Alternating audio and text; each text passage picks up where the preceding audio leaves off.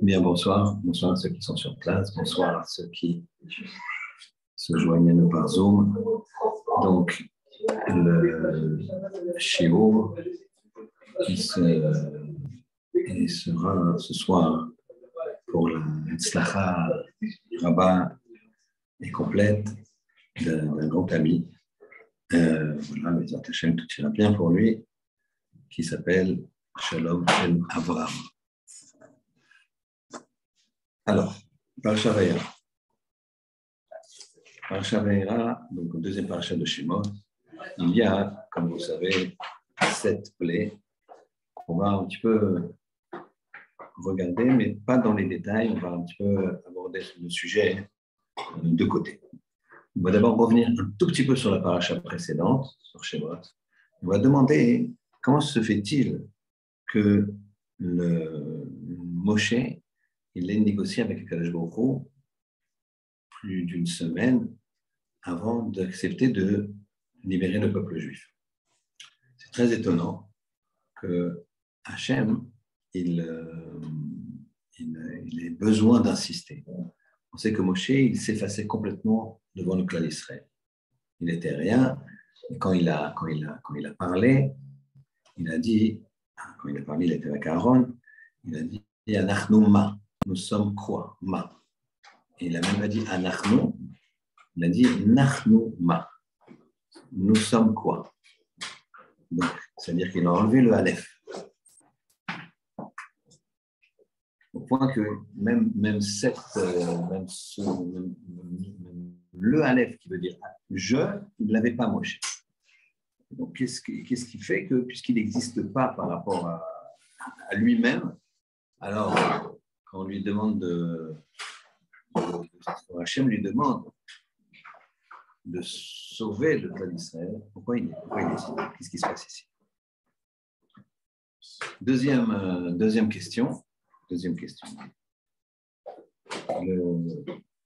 On voit que à la fin de la parasha Vayera de cette semaine, on voit quelque chose de très étonnant. Fin de la septième plaie, à la fin de la septième plaie, qui s'appelle Barad, qui est donc de la grêle et du feu qui tombe sur toute l'Égypte et qui détruit toutes les récoltes. On voit quoi? On voit que Pharaon, il a l'air de faire teshuva. C'est assez impressionnant. Il dit la chose suivante. Donc, nous sommes qu'à la septième plaie. Il dit la chose suivante. Il a envoyé Pharaon donc chercher. Il a donc Moshe et Aaron. Il leur a dit Khatati, j'ai péché.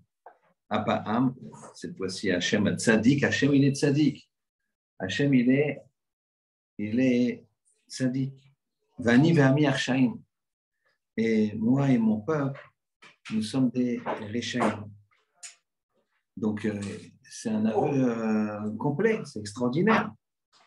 Pharaon, là, il y a une teshuva extraordinaire. Et pourtant, qu'est-ce qui se passe? Finalement, chacun sait. Regardez bien à la fin de la paracha, le dernier verset, c'est quoi? Vayichazek lev Paro, il a endurci Nef Paro, il s'est endurci son cœur. C'est pas Akadosh Baruch Hu qui a endurci le cœur. Vayichazek lev Paro. Il y a plusieurs façons de voir, mais là encore, paracha Bo, la semaine prochaine, Bezrat Hashem, Akadosh Baruch Hu, il va dire à Moshe, vas-y, parce que j'ai endurci le cœur de Pharaon. Mais là, il a continué à endurcir son cœur. Pourquoi? On va voir ça. Donc, on reprend les deux questions. Pourquoi Moshe n'a pas voulu tout de suite sortir le peuple juif? Qu'est-ce qu'il a négocié? Qu'est-ce qui s'est passé? Et Pharaon, pourquoi il n'a pas prolongé sa teshuva? Pourquoi il n'a pas prolongé sa teshuva? Il a reconnu, il le dit. Bam, Hachem Hatzadik, Khatati Apam, j'ai péché, Hachem Hatzadik, Vani Va'amir Shaim. moi et mon peuple, c'est des Rechaim. Donc, c'est fini, normalement, l'histoire est terminée. Alors, on va essayer de regarder un petit peu plus en détail. Moshe, Parashat de la semaine dernière, Hachem, il apparaît à Moshe, entre guillemets, via un buisson ardent, un buisson qui brûle et qui ne se consume pas. Et Kadosh Baruch Hu lui dit, il faut aller libérer le peuple. Évidemment, Moshe, il n'est pas dans son humilité, il refuse dans un premier temps et finalement, il refuse pour une autre raison. Alors que Kadosh Baruch Hu lui a dit, écoute, le clan d'Israël, il n'aura qu'un sauveur, c'est toi. Il n'y a pas d'autre choix. Alors Moshe accepte. Mais il dit à Kadosh Baruch Hu, c'est la rédemption finale. Je vais les sortir d'Égypte et après c'est fini. Ce peuple-là va arrêter de souffrir. Hachem lui dit, pas vraiment. Alors Moshe lui dit, je peux voir ce qui va se passer. Hachem lui dit, d'accord. Et là, Moshe va voir les Grecs, les Romains, l'Inquisition, les pogroms, la Shoah, les attentats en Israël. On voit que les leurs ne s'arrêtent pas. Ce n'est pas la même dimension, mais c'est quand même beaucoup. Les guerres.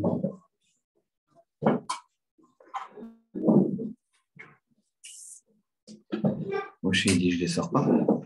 Si c'est pour ça, je ne les sors pas. Il a un amour extraordinaire pour le clan d'Israël, je ne les sors pas. Maintenant, quand j'ai beaucoup lui demande, Moshe demande à Hachem, de toute façon, si je sors les Bnei Israël, si je vais me confronter à Pharaon, comment tu veux que je puisse réussir? Pharaon, il ne va pas m'écouter. Il va dire, t'arrives, imagine, t'arrives chez on aurait dit Poutine il n'y a pas si longtemps, mais il n'a pas l'air si puissant. Donc, je ne sais pas, ça c'est dans... Il ne faut pas trop exagérer non plus, il ne faut pas chauffer l'histoire, parce que il a des... Bon, en tout cas, tu vas chez un grand président. Joe Biden aussi, c'est très impressionnant, même si... Bon, quand même. Donc, en tout cas, il t'arrive et tu lui dis, laisse partir mon peuple. Comme ça, un vieillard, entre guillemets, de 80 ans. Moshe, il n'a pas peur. Il dit, il ne va pas me prendre au sérieux. Je vais dire, Dieu a dit, mais Dieu, il va dire, c'est quoi Dieu? Quel nom je lui dis?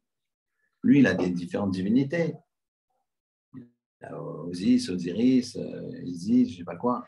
Il a tout ça. Il n'a que du mensonge, il ne fait pas dans ses annales. Évidemment. Alors il lui dit cette fameuse phrase, Ayez Hachérié, Eke, je suis ce que je suis. Et là, tout de suite, Moshe Rabbeinu, il va donner son accord. Il va donner son accord, il va dire Hachem, d'accord, j'y vais. Il y avait une petite pondération.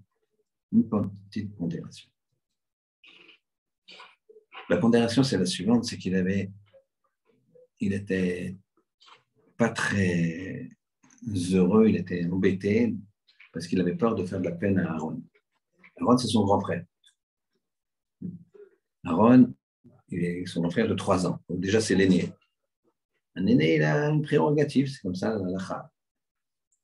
Et de plus, Moshe Rabbeinu, il s'est enfui à 20 ans.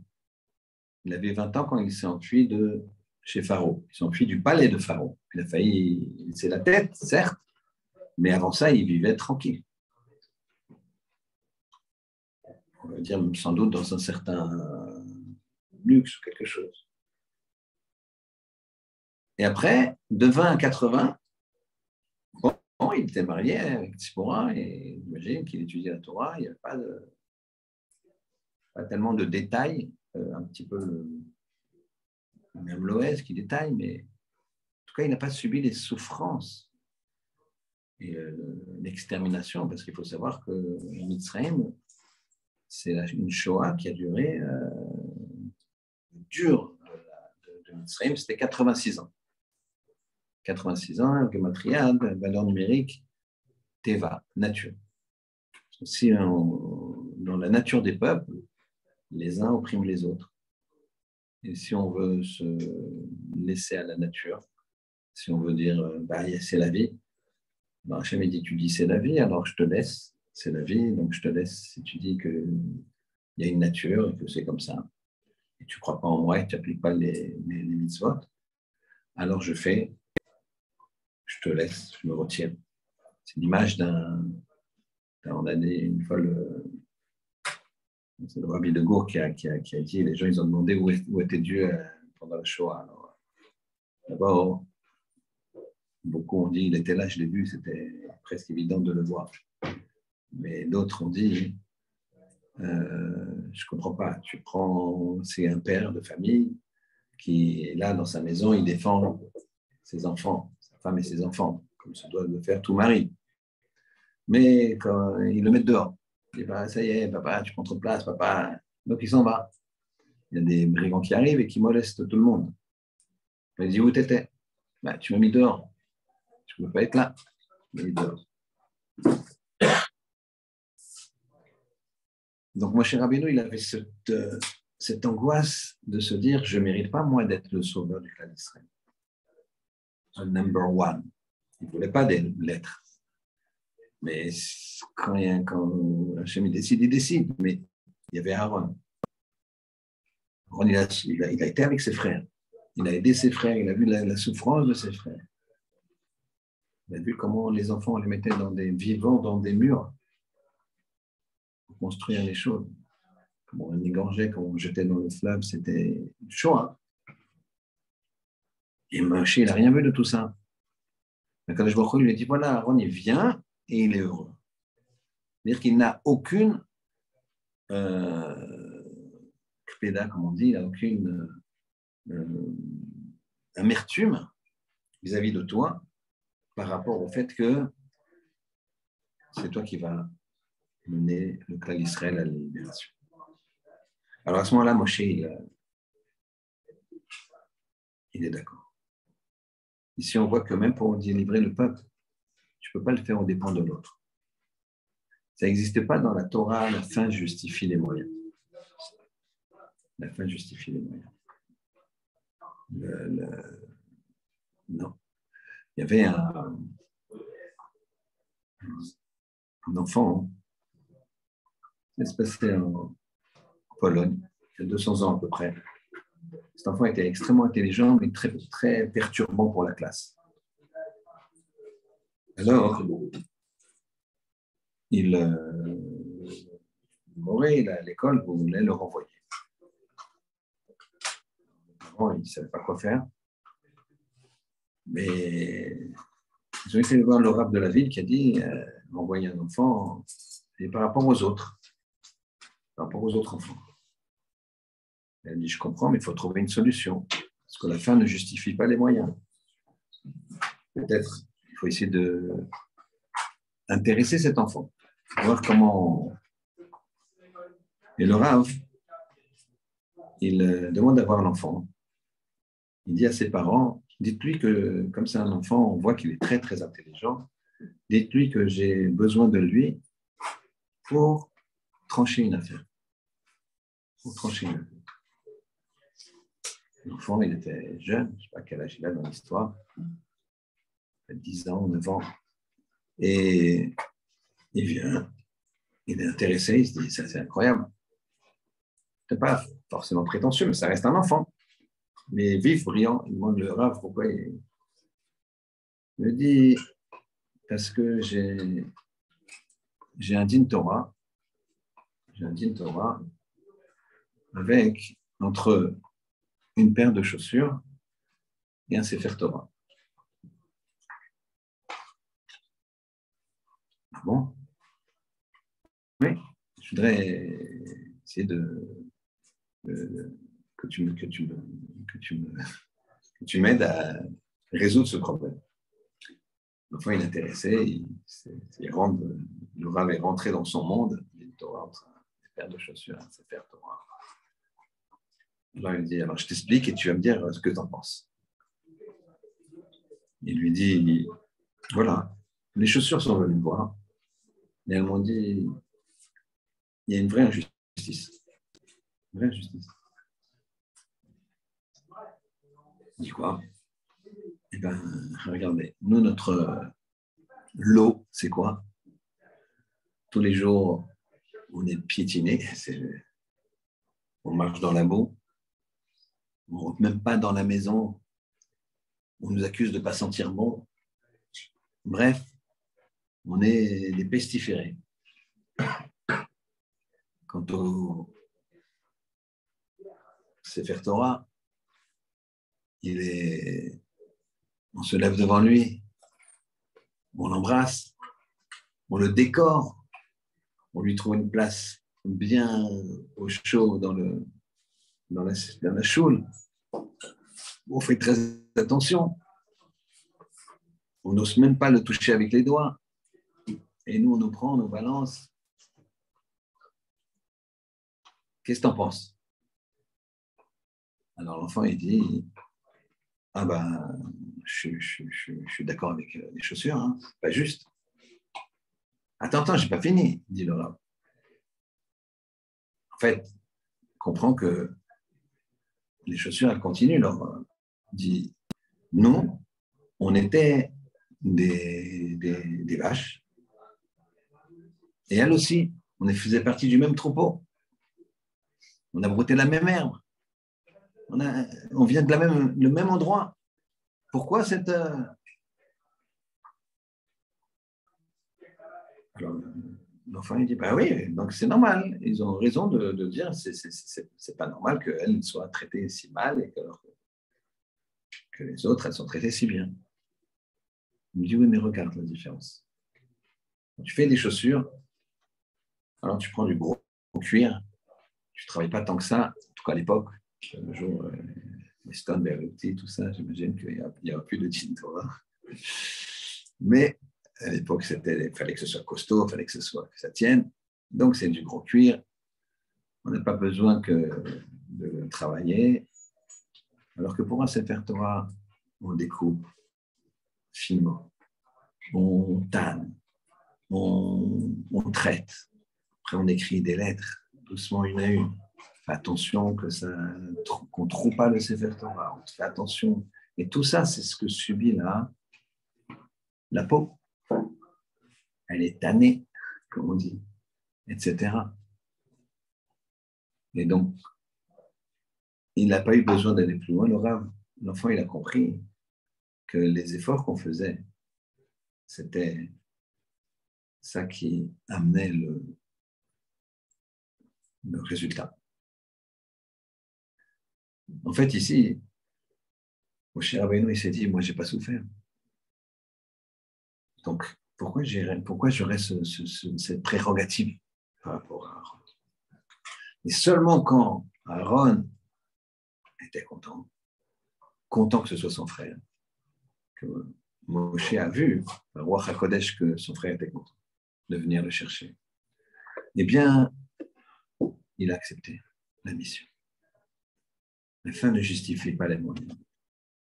De la même façon, cet enfant, il était hors de question de le jeter du cheder, de l'école, parce qu'il était trop turbulent. Le Rav a réussi à le calmer, c'est devenu un très grand Rav qui a, de nos jours, l'histoire ne dévoile pas son nom, mais dit qu'elle a des milliers d'enfants.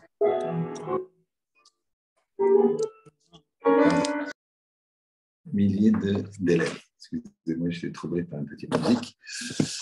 Milliers d'élèves. Très bien. Donc, on est maintenant, Moshe Rabbeinu, il y a une question qui se pose. Quand Kadosh Baruch Hu lui a dit, Yé Asher Yé, je suis ce que je suis, alors Moshe Rabbeinu, il a décidé de délivrer le peuple d'Israël. Certains connaissent. Et Yé Asher Yé, c'est-à-dire je suis ce que je suis. Et on va faire un petit peu de gematria. Je vous ai envoyé un tableau et on va essayer de regarder un petit peu comment ça fonctionne. La valeur numérique de Eyé Asher Eyé, de Eyé, c'est 21. On va dire Eke, parce que c'est quand même un nom d'Hachem, alors on va le dire avec un kouf, comme il a été écrit. La valeur numérique, c'est 21. Il y a 2 fois. Donc 21 fois 21, c'est 441. 441, c'est Emet. Emet, c'est la vérité. Voilà ce qu'il a dit à Hachem à Moshe. Il a dit, je suis Emet. Je suis Emet. Et tout tient sur le sceau de la vérité. Sachez-le, tout tient sur le sceau de la vérité. Le monde tient sur les rapports humains, c'est la vérité. Tout est la vérité. Quand tu vois dans des histoires des grands maîtres qui vont pas dire la vérité, eh bien c'est la vérité. Je vous explique. Akadosh Baruch Hu lui-même, un jour il a dit à Sarah et à Abraham, il a dit quand Sarah elle a dit comment je pourrais avoir des enfants car je suis vieille. Et elle n'avait pas dit ça. Sarah elle avait dit comment je pourrais avoir des enfants et Adonis Zaken, mon maître, mon mari est vieux. Hachem il change. Hachem lui-même il change. Ah, c'est ça la vérité? Non. La vérité, c'est la vérité absolue. Parfois, la vérité, c'est quand il y a de l'avenir. Il faut comprendre que quand il y a de l'avenir, que la vérité, il est dans l'avenir, alors tu peux le dire. Un exemple pour me faire mieux comprendre. Restons dans le monde de la yeshiva. Un rosh yeshiva qui aurait un coup de fil d'un père d'une jeune fille, d'accord, qui se renseigne sur un bachur yeshiva. Ce bachur yeshiva, la tefila, on va admettre qu'elle est à 7h15 le matin, et ce bachur, il vient à 7h30, 8h moins 25, il vient. Il est régulier à la prière, mais il est entre guillemets en retard. Maintenant, c'est un bachur de 20 ans qui se couche tard parce qu'il étudie, puis bon, c'est l'âge de 20 ans, et qu'il a toutes les capacités d'avoir une vraie régularité, c'est-à-dire en plus de sa régularité dans les retards, il a toute une capacité d'avoir une régularité en étant à l'heure, mais il y a un petit peu de maturité.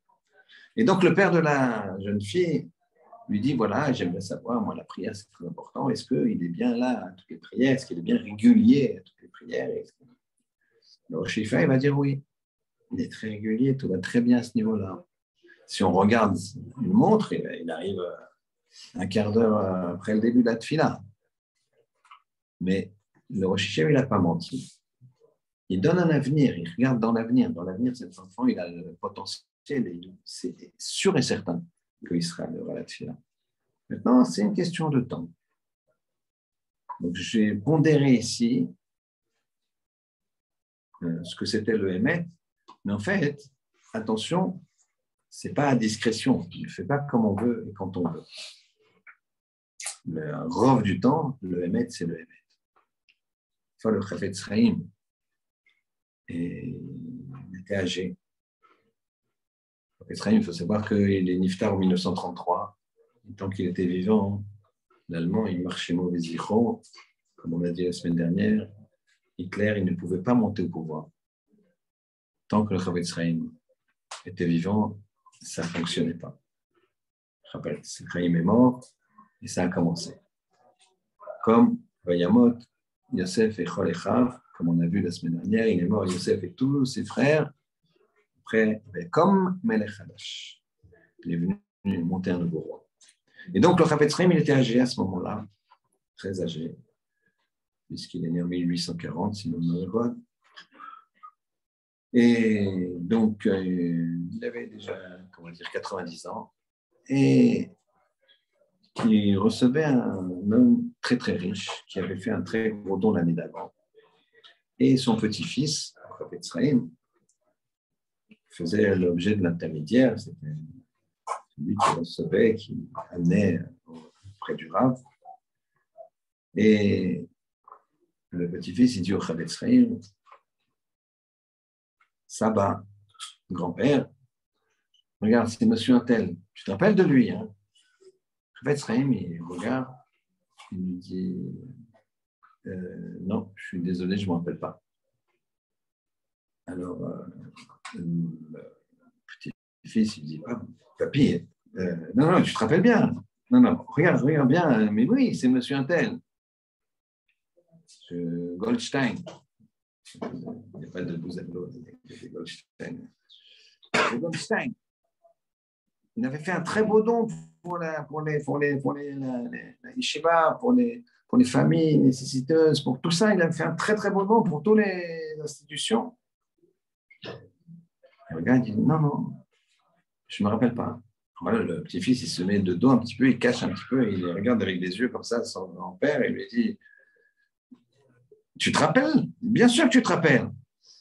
Et là, lui, il regarde un peu sévèrement son petit-fils et dit non, je ne me rappelle pas. Et il s'excuse auprès de la personne, il dit, je suis désolé, j'ai un peu d'âge, j'arrive à me rappeler de mon limoud, mais des fois, la physionomie des gens, j'ai un petit peu de difficulté. Il y a un rave, j'ouvre une parenthèse, il y a un rave, je n'ai pas noté le nom, il y a un rave qui, à la fin de sa vie, il était âgé, c'est un rébé chassidique, ah oui, le rave de Karli, le rébé de Karli, il était âgé, et il avait des moyens, c'est-à-dire les gens, ils lui donnaient de l'argent à distribuer. Et donc, il y a quelqu'un qui il est en train d'étudier. Et il étudie par cœur. Par cœur. Il était déjà atteint d'une maladie de mémoire, sans doute Alzheimer, mais à l'époque, on n'en savait pas. Ça veut dire quoi qu'il étudie par cœur? Il étudiait par cœur. Il avait ses standards et les gmarottes, il les récitait par cœur.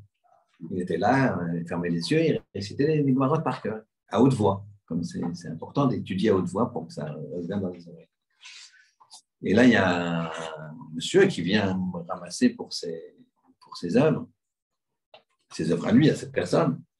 Il sait que le Rav, il est généreux et que les gens lui donnent leur maaser pour que lui distribue, comme ça arrive.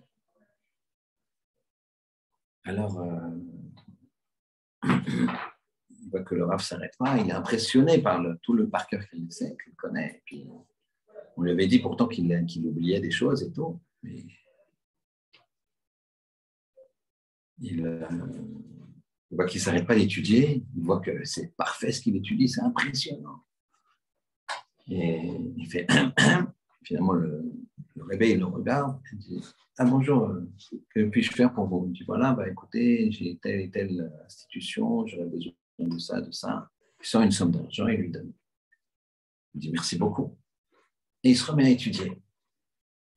Et là, le spectacle de ce rébé de plus de 80 ans en train d'étudier le fascine. Et il s'assoit à côté, sur son côté, il le regarde et il dit c'est incroyable de voir ça, c'est beau, de voir un rébé de cette envergure. Et puis à un moment, le rébé, il s'arrête, il le regarde, il lui dit qu'est-ce que je peux faire pour vous? L'autre, il lui dit rien, rébé, vous avez déjà fait pour moi. Ah, excusez-moi, j'ai des troubles de mémoire. Je suis désolé, excusez-moi. C'est l'âge. Et il se remet à étudier. Et l'autre, il le regarde et il n'arrive pas à... C'est exceptionnel. Il étudie par cœur tôt. Et à un moment, il s'arrête, il le voit, il lui dit ah, qu'est-ce que puis-je faire pour vous? Et là, il lui dit mais je suis venu déjà, vous m'avez déjà demandé, je suis venu, vous m'avez donné. Au bout de la 3e fois, le rébé comprend que c'est la même personne. Il lui dit je dois vous dire que je perds la mémoire, je suis vraiment désolé, sauf ce qui est Torah. Toute ma Torah, je ne l'ai pas perdue. Mais le reste, je perds la mémoire. Parce qu'il n'y a que ça qui l'intéressait. Je ferme la parenthèse. Et donc, le Chafetz Chaim, il a dit à son petit-fils, quand il est parti, finalement, le donateur, M. Goldstein, il a fait son don aussi important que l'Anida. Il a apprécié la franchise du Chavetz Chaim, il n'a pas été vexé. Et quand il est parti, le Chavetz Chaim m'a appelé son petit-fils, il lui a dit, écoute-moi bien. Il a regardé dans les yeux sévèrement. Il lui a dit, même pour des institutions de Torah, pour des pauvres, un mensonge ne doit pas être fait. Je ne me rappelle pas. Je dois lui dire, je me suis excusé. Je suis une vieille personne. J'ai des troubles. Mais je ne vais pas dire un mensonge pour l'argent, entre guillemets, qui va aller à des institutions. Même pour ça, la yeshiva, elle doit tenir sur de l'argent qui n'a pas été obtenu par le moindre petit mensonge. Le sceau du Hémet. Donc, quand Akadosh Baruch Hu dit à Moshe Rabbeinu, Eke Asher Eke, je suis ce que je suis, vous avez le petit tableau sur vos iPhones, vos smartphones. La valeur numérique de chacun de Eke Asher Eke, de Eke et Eke, 21 x 21, 441 le Hémet. Mais ça continue, cette gématria extraordinaire. Chaque fois qu'on fait cette gématria qui est connue, alors il y a toujours une personne qui dit, et qui a raison, il faut être, comment dirais-je, entre guillemets critique, positif mais critique. Il dit, mais pourquoi tu as multiplié? Tu aurais pu additionner 21 plus 21. Alors 21 plus 21, ça fait quoi? Ça fait 42. 42, c'est un nom d'Hachem, le tétragramme. Maintenant, tu vas me dire, et là, on va d'abord faire la gamatria et après dire à quoi ça correspond. Et pourquoi Moshe, donc, il a dit, le sceau, c'est le Hémet. Donc, pourquoi ça a influencé Moshe? Pourquoi ça a influencé Moshe? Pourquoi Moshe, il a dit, bon, c'est le Hémet, alors j'y vais. Bon, et Moshe, c'est très bien qu'Hachem, c'est le Hémet. Qu'est-ce qui se passe ici? On va aller un petit peu plus loin. Il lui a dit comme ça. Il y a le mot Asher au milieu. Eke, Asher, Eke. Je suis ce que je suis. C'est vaut 501. Le mot Asher vaut 501. Donc, si on additionne 501 plus 21 plus 21, on a 543. 543, c'est quoi? Alors, on va voir. Regardez la valeur numérique de Moshe. D'accord? La valeur numérique de Moshe, c'est 534. C'est-à-dire, c'est l'inverse, c'est l'effet miroir de 543. Donc Hachem, il dit, moi je suis 543, Eke Asher Eke, dans la globalité. Et toi, tu es 354. D'ailleurs, Moshe, même Shin et Hachem, et Shin même, c'est les mêmes, mais côté miroir. Le Shin, il est au milieu, et si on les met en effet miroir, eh ben, l'un est en face de l'autre. Et qu'est-ce qu'il est en train de lui dire à Kadosh Baruch Hu? Je suis ce que je suis, ça veut dire, il y a un effet miroir. J'ai un mida, keneged, mida, parfait dans le Hémet. Et ça, Rabotai, ça nous concerne complètement. Même si on ne comprend pas, même si nous arrivent des choses, même si on a une angoisse, même si on a... Ça nous concerne complètement. Les conseillers ne sont pas les payeurs. Kadosh Baruch Hu ne nous envoie jamais des preuves, que nos seules épreuves, c'est soit de... faire attention à ce qu'on mange et se lever tôt le matin pour étudier et se casser la tête et se forcer à mettre la main une fois de plus dans la poche pour donner à des pauvres, à des institutions et ne pas en vouloir à des personnes et sourire alors qu'on a des soucis, mais on se dit je ne veux pas gâcher le paysage de l'autre. Pourquoi je vois qu'il est triste, il me dit Mazel Tov, j'ai fiancé ma fille, toi tu as plein de problèmes avec je ne sais pas quoi. Et tu vas lui dire Mazel Tov comme ça, et ça fait sa fille, elle a eu du temps à danser. Mazel Tov, tu danses avec lui, tu chantes avec lui. Ah, je suis content. Donc ça, c'est des efforts, que ce soit ça les efforts qu'on soit obligé de faire, qu'on fasse. Et c'est Vada, il nous dit de Beth Alevi que ces efforts-là, qu'on fait dans ce sens-là, ils nous enlèvent les efforts, grâce au shalom, de la vie. Et donc ici, il lui dit, c'est l'effet miroir. Il est en train de dire à Moshe, regardez bien, c'est un peu dur ce qui va être, mais ce n'est pas de moi. Il lui dit, tu sais, ce que je t'ai montré, toi, tu veux pas les libérer, toi. Je comprends. Tu n'as pas envie de les libérer pour l'Inquisition. L'Inquisition terrible. La Shoah, les Grecs, les Romains. Vous imaginez, quand on lit la destruction du deuxième temple, ça fait frémir ce qui s'est passé. Il ne veut pas, moi, je comprends que tu ne veux pas, mais c'est un effet miroir. Ce n'est pas moi qui décide ça. Comment on se comporte, on se comporte. Je suis ce que je suis. Je suis ce que je serai ce que je suis. C'est-à-dire en fonction des événements, en fonction de... Moshe, il a compris que si le code d'Israël voulait, ben, ces événements-là ne pouvaient ne pas arriver. Que c'était un choix et que c'était la vérité absolue. Mais pour ça, il y a un grand chemin à faire. Ce chemin, c'est lequel? Eh bien, c'est la question qu'on a eue, la deuxième question. Pharaon, il a fait teshuva apparemment. À la fin de cette paracha, il dit, je suis un rachat, mon peuple c'est un rachat, Hachem il est tzaddik. Ouais. Une autre personne a dit khatati. Une autre personne a dit khatati. David Améler. Il a dit khatati, j'ai péché. Sachez que David Améler, khatati, il a dit j'ai péché, mais sa faute, c'était un cheveu. Puisqu'on parle de David, juste sachez que David n'a pas fauté. Il a fauté un cheveu. C'était quoi ce cheveu? C'est qu'Hachem lui a dit, vous savez tous, elle nous dit que que David un jour il a dit à Hachem, pourquoi il y a marqué tous les Eloké Abraham, Eloké Yitzhak, Eloké Yaakov? Ce qu'on a fait à Arvit, m'arrive, ce qu'on fera demain si Dieu veut, Mintra, 3 fois par jour, Eloké Abraham, Eloké Yitzhak, Eloké Yaakov. Pourquoi il n'y a pas Eloké David? Je ne te sers pas bien, Hachem? Je dis oui, non, parfait. Eved Hachem. Mais je ne t'ai pas, toi, je ne t'ai pas éprouvé. Et Abraham, Yitzhak et Yaakov, je les ai éprouvés.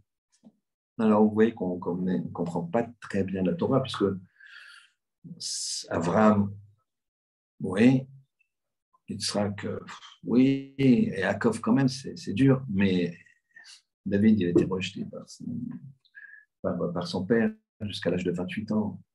Imaginez un enfant qui n'a pas l'amour de son père, que son père, quand il le voit, parce qu'il pensait que c'était un mamzer. Je vous invite à regarder la série sur David Améler, d'accord, sur Torah Box ou sur YouTube, qui explique longuement ça en 22 épisodes. Plus gratuit, excusez-moi. Donc, vous imaginez un enfant qui rentre comme ça à la maison. D'abord, il rentre une fois tous les 15 jours. Et son père, il le voit, il dit oh, il est encore là, celui-là, il n'a pas été dévoré par une bête. Imagine. Et des enfants, ils te disent j'ai reçu une claque de mon père, c'est ça qui m'a fait faire toutes les bêtises que j'ai fait parce qu'il m'a grondé une fois. Mais David Améler, on lui disait dommage qu'il ne soit pas mort, lui. Son père. Après, Shaoul, il le poursuit. Après, il n'a plus rien. Il est un fugitif. Pendant 2 ans, un fugitif. Un fugitif, sans papier, sans rien. Il passe de gendre du roi à un fugitif. C'est terrible. Et toutes ces épreuves-là, et Hachem lui dit non, tu n'as pas eu d'épreuve. Tu n'as pas été éprouvé. David, il dit éprouve-moi. Hachem lui dit je vais t'éprouver, mais je ne vais pas t'éprouver parce que tu n'y arriveras pas. Et David dit si j'y arriverai. Hachem te dit tu n'y arriveras pas et toi tu dis ça c'était la faute de David. C'est tout. Le reste, ce n'est pas une faute.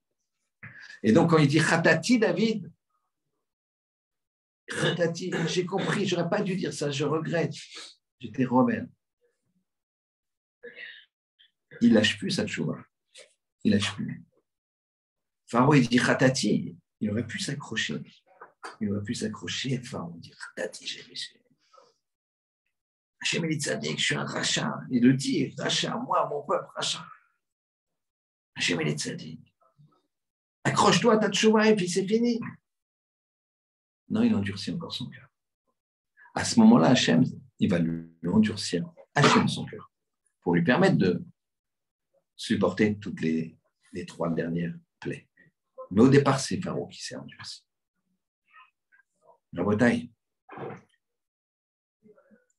Le Ramban, il dit à son fils dans Iger, Rambam, dans la lettre qu'il lui a écrite, il lui dit quelque chose d'extraordinaire, qui paraît anodin, mais qui est fondamental pour quelqu'un qui étudie la Torah. Vraiment. Vraiment. Si vous retenez une seule chose de ce chiot, c'est ça qu'il faut retenir. À son fils, quand tu sors d'une étude, quand tu fermes le livre, cherche, trouve quelque chose à appliquer. Il faut que ça te change. Il faut que ça te change. Comme disait le Rabbi Israël Salonter, une fois un étudiant est venu, il lui a dit j'ai traversé tout le chasse, je connais tout le chasse, tout le Talmud. Il lui a dit, Rabbi Israël Salonter, il lui a dit mais est-ce que le Talmud t'a traversé? Est-ce que tu as changé? Pharaon, il aurait pu changer. Il aurait pu changer. Khatati. Nous, on est pareil. On a tous eu des événements qui nous ont boostés dans notre teshuva. Teshuva, ce n'est pas forcément quelqu'un qui n'avait pas de barbe et qui a une barbe. Teshuva, c'est à tout moment. Quelqu'un qui dit moi le premier. Tout moment, c'est teshuva. Tant que tu n'es pas au summum de tout ce que tu dois faire, et on n'est jamais au summum de ce qu'on doit faire, en tout cas, eh bien, faut avancer. Tellement de gens, ils se sont dit un jour, j'arrête ça, j'arrête ces fréquentations, j'arrête ce métier qui est un métier bizarre, d'accord? Bref, je change l'éducation de mes enfants, je change mon éducation, je me prends en main, allez, j'y vais. Et après, ça retombe. Khatati, il faut le faire comme David Améler. Le Khatati de Pharaon, c'est un Khatati qui, en finalité, va s'avérer faux. Va s'avérer faux. Il ne sera pas émet. La preuve, c'est qu'il endurcit son cœur. Il ne veut pas ça. Donc, le Khatati, j'ai fauté, de David, là, il est émet. Dans la vie, il faut toujours se dire, le bon Dieu, il écoute ce que je dis. Il sait ce que je dis, il sait ce que je pense. Est-ce que je pourrais le dire devant lui? Je le dis devant lui, mais il est là devant moi, je peux le dire. Je peux le dire à un détecteur de mensonges. Le sceau de la vérité, c'est le sceau de la bracha. C'est ça qu'il a compris, Moshe Rabbeinu. Il a dit, alors, c'est difficile de comprendre les voies d'Hachem, c'est difficile de comprendre pourquoi il nous a créés, comment il nous a créés, qu'est-ce qu'il faut faire. Mais en tout cas, le sceau, c'est la vérité. Il ne faut pas que je bouge de la vérité.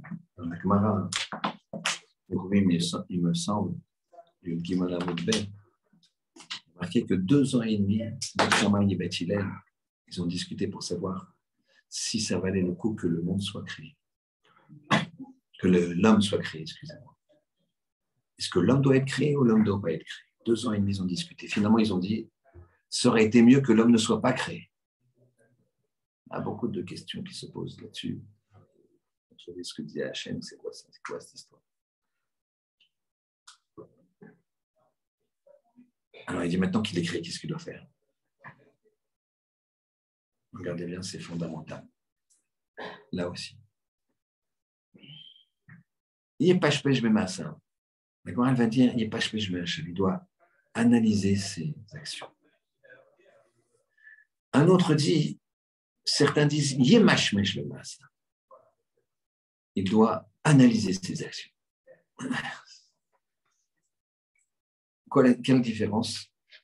Rachid nous explique et nous éclaire, extraordinaire.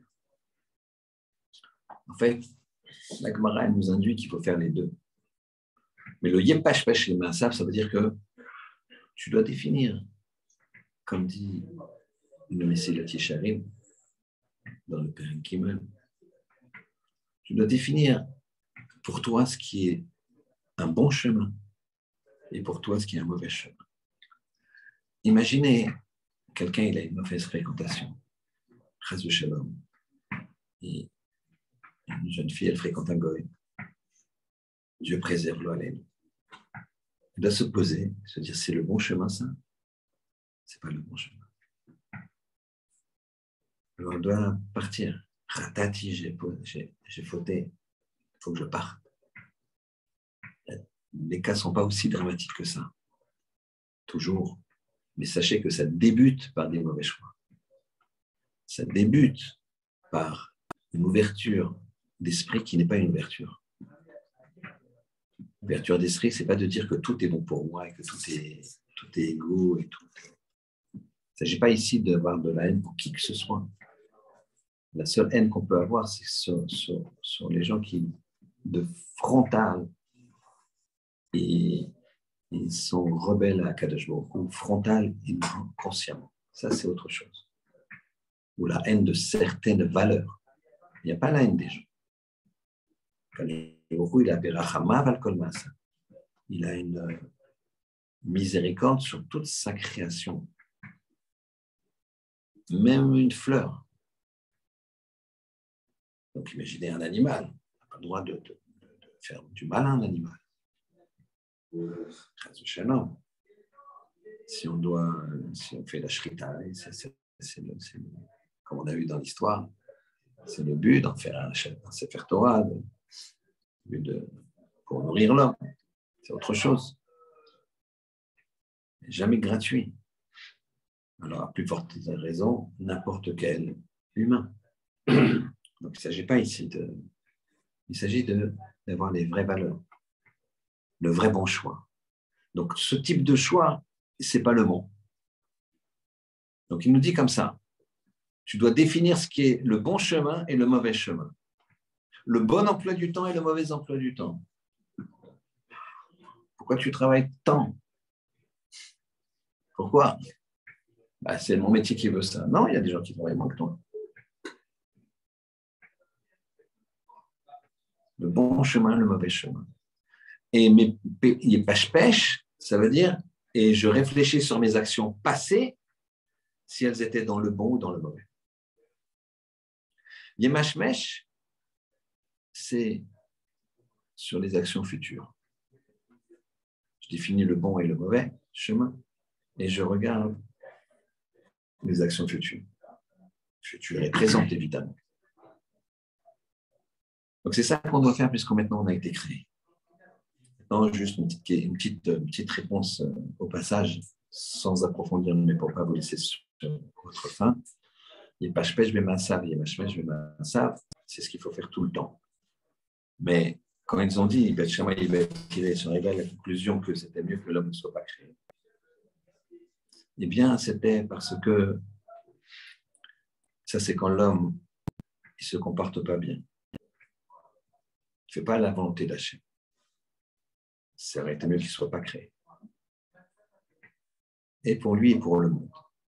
Mais quand il fait la volonté d'Hachem, quand il tend à faire la volonté d'Hachem, qui prend ses décisions pour faire la volonté d'Hachem, qui s'investit pour faire la volonté d'Hachem, alors là, c'est sûr qu'il ne parlait pas de ça. Ça, c'est sûr que c'est un mal. Il était bien qu'il soit créé. Alors ici, qu'est-ce qu'on voit? On voit qu'on a un monde qui tient uniquement sur ce principe de vérité. Ce principe de vérité qui est lié au Mida Keneged Mida, mesure pour mesure. La vérité, c'est quoi? C'est qu'en fait, tu te crées ton propre présent, tu te crées ton propre avenir. En tout cas, tu tends vers ton avenir. Même si cet avenir, il ne t'appartient pas. Le passé, le présent, ils t'appartiennent. Le passé, il t'appartient. Tu peux te dire, je Je vais utiliser mon passé pour avancer. Le présent, c'est ton choix, tout moment. Mais le futur, c'est le bon Dieu. Et des fois, tu ne comprends pas.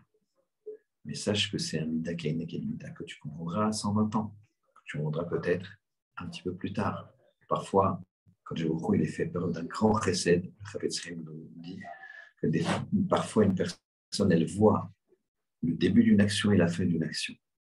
Ce qui est relativement visible, parce que j'ai vu des exemples plusieurs fois devant mes yeux, c'est des exemples de tzedaka. Des gens qui n'avaient pas d'argent, qui ont fait de la tzedaka et tout d'un coup, le lendemain, ça leur tombe dessus. Je vais raconter une histoire d'une personne que je connais, un garçon à qui je donne des chiots, un monsieur à qui je donne des chiots, qui avait qui avait une très très bonne situation. Et il avait gagné une très forte somme et il avait donc il a mis une provision pour payer ses impôts. Et c'était une somme importante. C'était, à l'époque, c'était des francs, c'était 200 000 francs. C'était une somme colossale. Et il devait payer 500 000 francs d'impôts. J'ai vu les documents officiels. Écoutez bien. Il avait donné 300 000 francs, il restait 200 000. Il avait mis 200 000 de côté. Il y a une yeshiva qui est venue. Je ne m'autorise pas à signer à dire le nom de yeshiva, mais une grande yeshiva de nos jours, et qui allait fermer, et qui vient le voir, et qui lui disent, voilà, il nous manque 200 000 francs. Il donne la somme. Lui, il les avait prêts. Non, les impôts, c'était quelques mois plus tard. Mais en bon père de famille, il avait mis l'argent de côté. Et donc, il s'est lâché, comme on dit. Il fait son chèque, 200 000 francs, il donne l'argent. Quelques mois plus tard, il reçoit donc l'avis de paiement du Trésor public et je l'ai vu de mes propres yeux. Il ne m'a pas autorisé à le photographier, mais je l'ai vu. Il y avait marqué dont dû montant de l'impôt 500 000, à compte versé 300 000, reste en dû 0. Reste en dû 0. Alors, ils sont revenus le voir 3-4 ans plus tard, il m'a dit, il a défendu ça avec un avocat, etc. Et je n'ai pas eu le résultat, mais je crois qu'il a gagné. En tout cas, bref, là, on voit directement une relation de cause à effet, c'est une chance. Mais parfois, on ne le voit pas. Parfois, on ne le voit pas. Et donc, il faut avoir bitachon, que Kadosh Baruch Hu, tout ce qu'il nous envoie, c'est pour ça.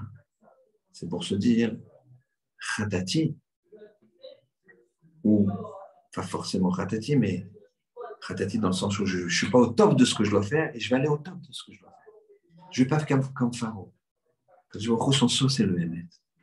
C'est la vérité. Il faut se regarder dans la glace et se dire, est-ce que je suis capable de dire ça devant un détecteur de mensonges? Donc, si je ne suis pas capable de dire ça devant un détecteur de mensonges, alors comment tu peux le dire devant Dieu? C'est comme ça qu'on doit vivre. Hachem, il fasse qu'on puisse avoir cette midala de Hémet, cette midala de choisir le bien, de déterminer ce qu'on fait de bien, ce qu'on fait de pas bien dans notre vie. Et de réfléchir sur le bilan, sur les actions passées. Et réfléchir avant de faire une action, voir si elle est dans le bon chemin ou le mauvais chemin, mais en agissant tout le temps avec Emet. Alors avec transition, la Gemara, on va faire une Gemara où on va avoir une notion de Emet. Alors, contrairement un petit peu à la Gemara de tous les jours, on en a pour un petit quart d'heure, tous les jeudis, pardon, elle va être un petit peu technique. Je vais essayer d'être le plus clair possible. Et ceux qui ont un petit peu de mal, je leur prie de m'excuser, mais il n'y en a pas pour très longtemps. Et ce que je veux vous montrer, c'est vraiment très, très intéressant. Il y a quelques livres. Donc, pour notre quart d'heure de Gemara, on va parler d'une discussion. Je vais essayer d'être le plus clair possible. Normalement, vous avez tous les éléments pour comprendre. Je vais vous les donner. Donc, il y a une discussion. Une personne, quand elle perd un objet, elle a plusieurs possibilités mentales. C'est de dire, je vais le retrouver, ou se dire, il est perdu. S'il dit il est perdu, il fait ce qu'on appelle yiouch. Il se désespère de récupérer l'objet. Et donc, il fait yiouch, et donc cet objet ne lui appartient plus. Maintenant, qu'est-ce qui se passe quand on va prendre des dates. 1er janvier, une personne, elle a perdu un objet. Elle ne s'en est pas rendue compte. 1er février, une personne trouve son objet, mais le propriétaire ne s'est toujours pas rendu compte. Et 1er mars, une personne, la personne qui a perdu l'objet s'en rend compte et fait yiouch, se désespère. Est-ce que ce yiouch, ce désespoir qui fait qu'il a perdu la propriété de l'objet est rétroactif? Il revient au 1er février et la personne qui a pris l'objet, eh bien, il l'a pris ça lui appartient, ou ce n'est pas rétroactif. Donc, je répète, le désespoir, le yiouch, qui fait que l'objet ne m'appartient plus, est-ce que je viens de me rendre compte que j'ai perdu l'objet? Est-ce que la personne qui l'a trouvé avant que je fasse yiouch, il l'a pris dans son bon droit, c'est à lui, ou non, ce n'est pas rétroactif?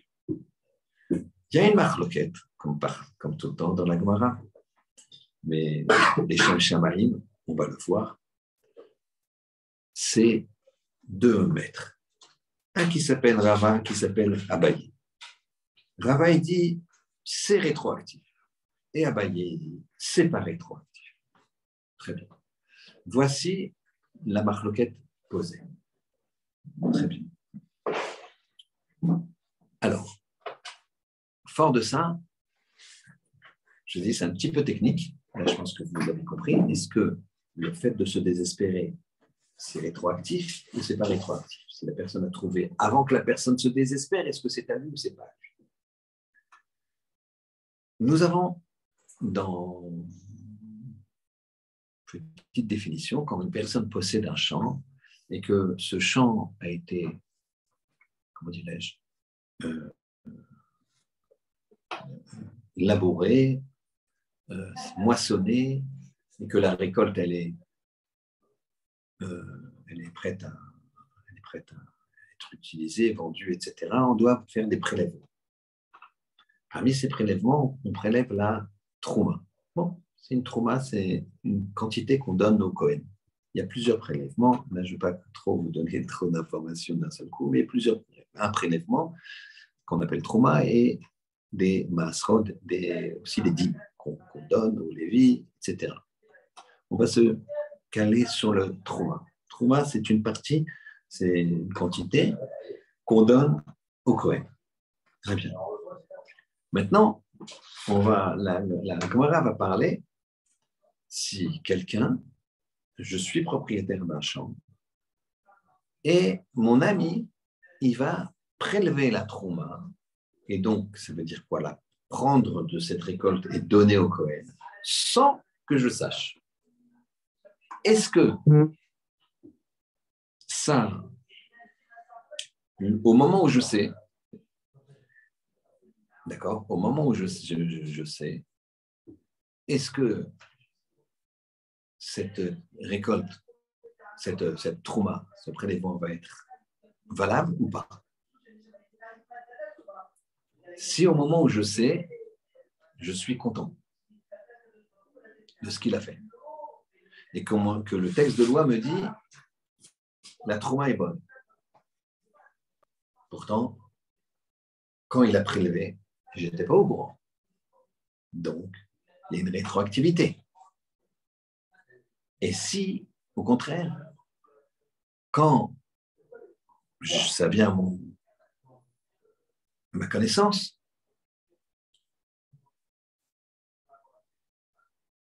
et que je suis content, et que la trouma, si je ne suis pas content, il n'y aura pas la trouma, c'est sûr.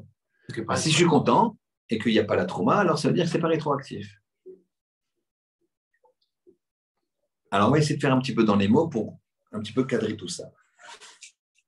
Donc, on essaye de savoir si, quand la personne se désespère, ça va être rétroactif. D'accord? Rappelez-vous le cas. 1er janvier, il perd. 1er février, la personne trouve. Et 1er mars, il se rend compte qu'il a perdu.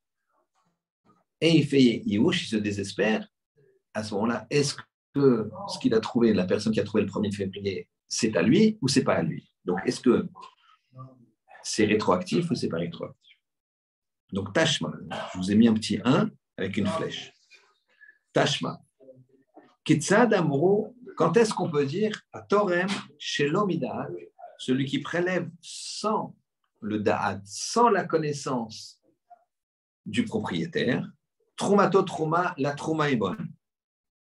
2 points, ouvrez les guillemets, on fait un exemple.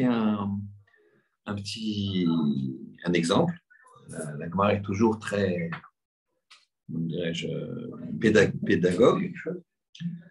Et elle dit la chose suivante.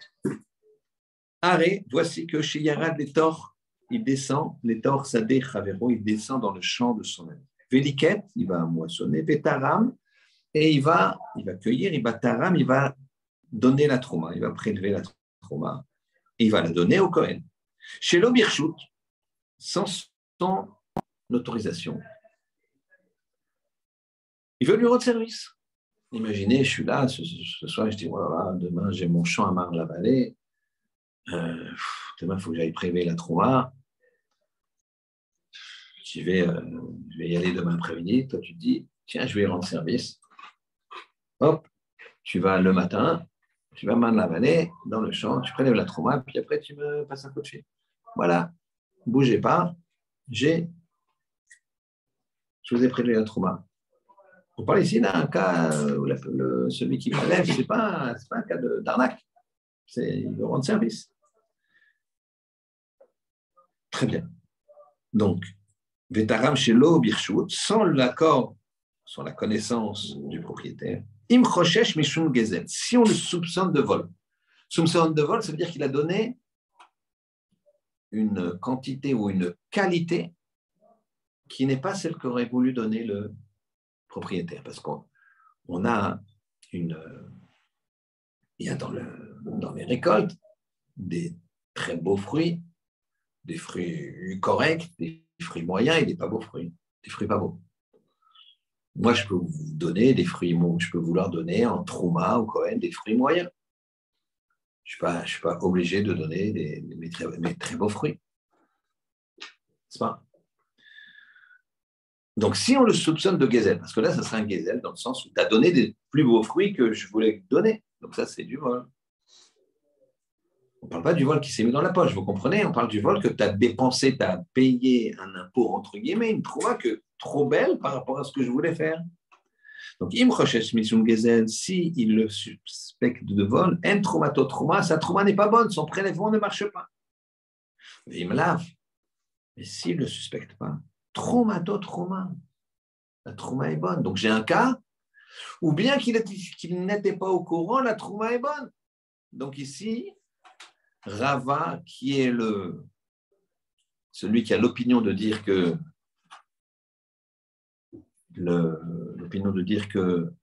c'est rétroactif, il est en position de force. Tout le monde est d'accord? Position de force. Très bien, on continue. La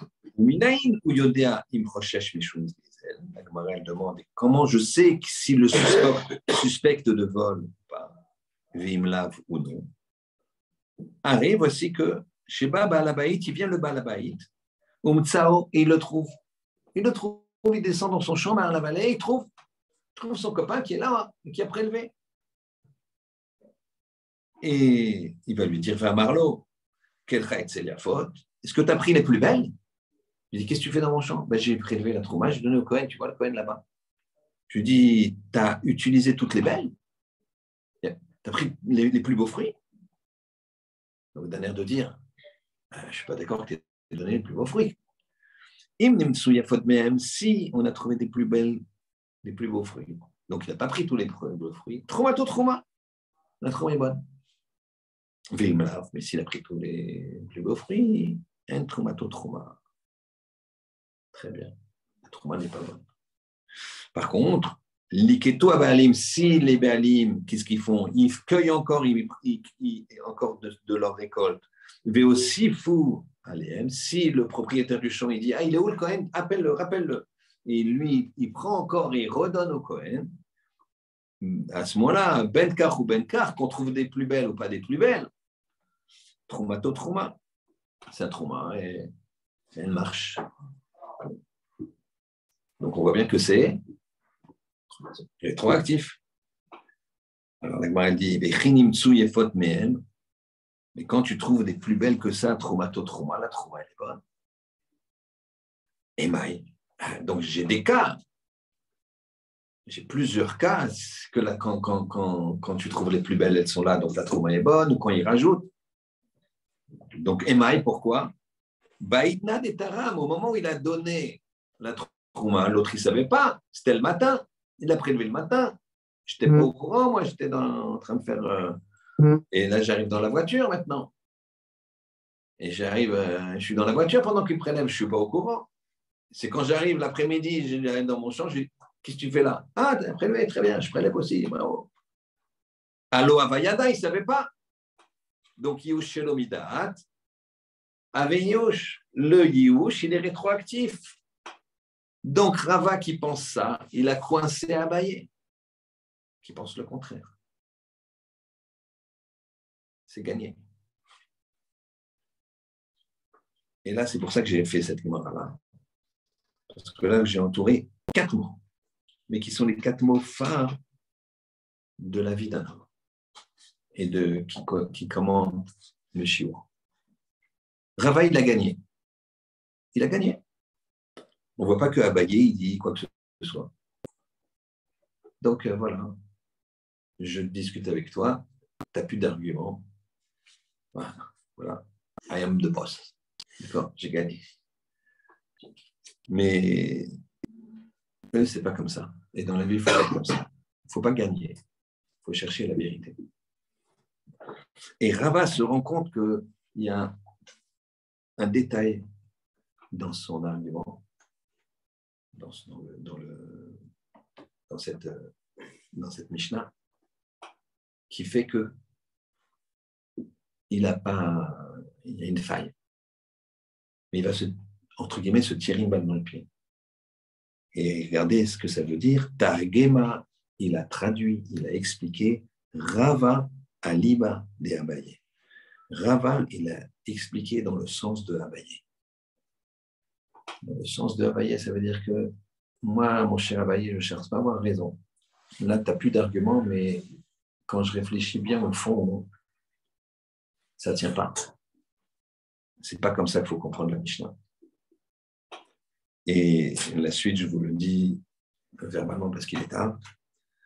La suite, c'est que il va lui dire, mon cher Abaye, j'ai pas raison. Mon argument, c'est qu'est-ce qui s'est passé ici? C'est sûr et certain qu'il l'avait nommé Shaliach. Il lui avait dit, prélève s'il te plaît. Mais lui, il est arrivé et il ne savait pas ce qu'il voulait prélever. Il ne se rappelle plus ce qu'il voulait prélever. Il ne lui avait pas dit, ou il ne lui avait pas dit ce qu'il devait prélever. Alors, là, il faut voir. C'est normal que s'il a prélevé comme il voulait, ça marche. S'il n'a pas prélevé comme il voulait, ça ne marche pas. Mais ce n'est pas un yush rétroactif. C'est hors sujet.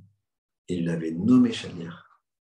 Puisqu'il avait nommé Shaliach, il n'y a plus de perte sans que je sache, ou de don sans que je sache qu'il est en train de se faire. il savait qu'il allait être pris. Et donc, ils repartent 0-0, match nul. Mais la beauté ici, c'est ces 4 mots, Targima, Rava, Liba, Diamaya. Dans la vie, il faut chercher la vérité. Il ne faut pas chercher à avoir raison. Dans le couple, on cherche à avoir raison. On ne cherche pas la vérité. Avec les enfants, on cherche à avoir raison. On ne cherche pas la vérité. Tu cherches à avoir raison, tu veux que ton fils il fasse ceci et cela, des grandes études, une grande échelle, une grande... Ce n'est pas la vérité. Il n'est pas capable. Ce n'est pas grave. Il va être capable d'autre chose. Dans la vie, il faut aller au maximum de ce que tu peux faire. Des fois, on est limité. Si tu dis, des fois, une personne, elle va aller à ce niveau-là et l'autre à ce niveau-là. Et celle qui est là, plus haut, elle a moins de mérite que celle-là, parce que celle-là, elle aurait été au bout, maximum. Et celle-là, elle est très, très loin. Et ça vaut dans la Torah, ça vaut dans le Midrash, ça vaut dans tout ce que tu veux. Il ne faut pas uniformiser les choses. Donc toi, tu veux uniformiser. Parce que toi, tu es un crack en finance, en mathématiques, en Gemara. Alors tu veux que ton fils y soit crack. Mais ce n'est pas ça, c'est pas une vérité, ça. La vérité, c'est d'obtenir un potentiel d'avenir. C'est pour ça que le Hémet, c'est l'avenir. Parce que on est tous un bon avenir, qu'on soit tous dans le Hémet, et que ce shiur qui a été fait donc pour la Hatzlacha de Shalom ben Avraham et de tout le clan Israël, Shabbat Shalom. À la prochaine soirée.